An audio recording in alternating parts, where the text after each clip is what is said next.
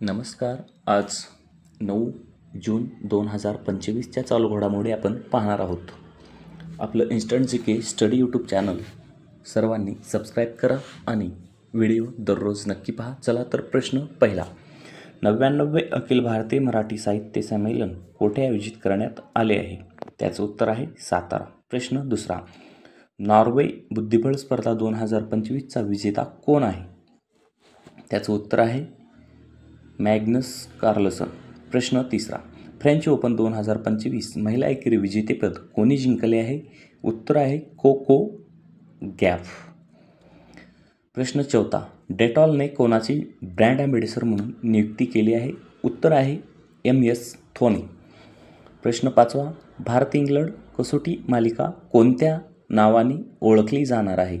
Tendulkar Anderson trophy. कालपासून नवीन घोषणा केलेली आहे. भारत आणि इंग्लंड टेस्ट क्रिकेट कसोटी सामन्याचं नाव बदलण्यात आलेलं आहे. प्रश्न सहावा. G7 शिखर संमेलन 2025चे आयोजन कोणत्या देशात करण्यात येणार आहे? त्याचं उत्तर आहे कॅनडा. G7 म्हणतो ना आपण, 2025चं आयोजन कॅनडा या देशामध्ये आयोजित आहे. सर्वांना विनंती आहे, खूप छोटे व्हिडिओ आपले आणि महत्त्वपूर्ण असे 10 प्रश्न उत्तरे असतात.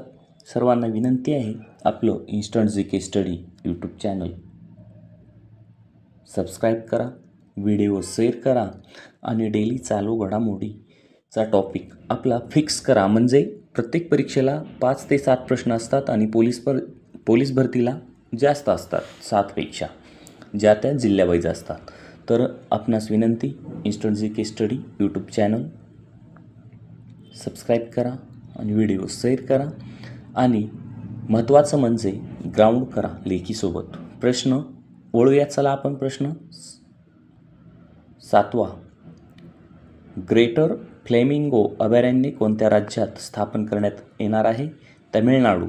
प्रश्न 8वा. US इंडिया स्ट्रॅटेजिक पार्टनरशिप फॉर्मकडून ग्लोबल लीडरशिप अवॉर्ड कोणाला देण्यात आला? उत्तर आहे कुमार मंगलम बिर्ला. प्रश्न 9वा. भारत सरकारने पारंपरिक मेडिकल क्षेत्रात गुंतवणूक वाढवण्यासाठी कोणते पोर्टल लॉन्च केले आहे? त्याचं उत्तर आहे आयुष निवेश सारथी. प्रश्न 10वा.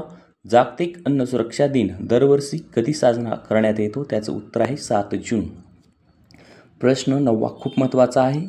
भारत सरकारने पारंपरिक मेडिकल क्षेत्रात गुंतवणूक करण्यासाठी कोणतं सुरू केलं आहे? तर तोही प्रश्न आयुष निवेश मंत्रालय.